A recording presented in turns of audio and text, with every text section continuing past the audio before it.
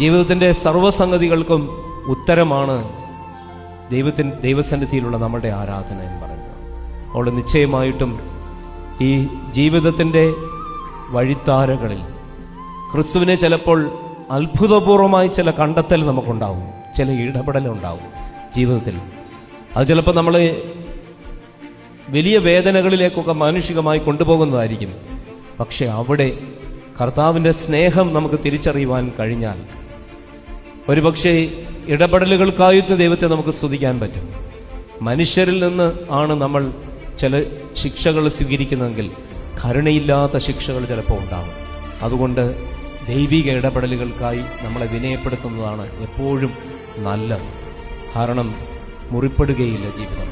നമ്മൾക്ക് ഡിസിപ്ലിൻ ചെയ്യുമെങ്കിലും കരുതലുണ്ടാകും, സ്നേഹമുണ്ടാകും. അതുകൊണ്ട് നിശ്ചയമായിട്ടും നമ്മളുടെ ഈ സാക്ഷ്യത്വത്തിൻ്റെ വഴിയുണ്ട്, സാക്ഷിയുടെ വഴിയുണ്ട്. നമുക്കൊരു സ്വയപരിശോധന നമുക്ക് നടത്തി നോക്കാം. പരിശുദ്ധ ഗീവർഗീസ് സഹോദരന്റെ പെരുന്നാളിൽ എൻ്റെ ജീവിതം എപ്രകാരമാണ് ഞാൻ ക്രിസ്തുവിനെ സാക്ഷ്യപ്പെടുത്തുന്നത്? ഉണങ്ങാത്ത മുറിവുകളും അതൃപ്തികളും പ്രയാസങ്ങളും പരാതികളും വലിയ പ്രതീക്ഷകളുമായി നിരാശയോടെയാണോ ഞാൻ ജീവിക്കുന്നത്? മറിച്ച് എനിക്ക് ക്രിസ്തുവിൽ കൂടിയുള്ള രക്ഷ, അതിൻ്റെ സാധ്യത എൻ്റെ ജനനത്തിൽ കൂടി തന്നെ, എൻ്റെ പരമ്പരയിൽ കൂടി എനിക്ക് ലഭ്യമായി.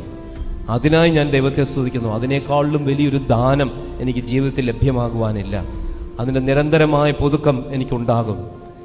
എൻ്റെ ജീവിതത്തിലെ വിഷമങ്ങളും പ്രയാസങ്ങളും ഞാൻ മറന്നു കളയുന്നു. അതെൻ്റെ അടഞ്ഞ അധ്യായമാകുന്നു.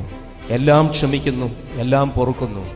ക്രിസ്തുവിൻ്റെ ഉപമിക്കാൻ കഴിയാത്ത സ്നേഹത്തിൽ ഞാൻ ലോകത്തെ നോക്കിക്കാണും.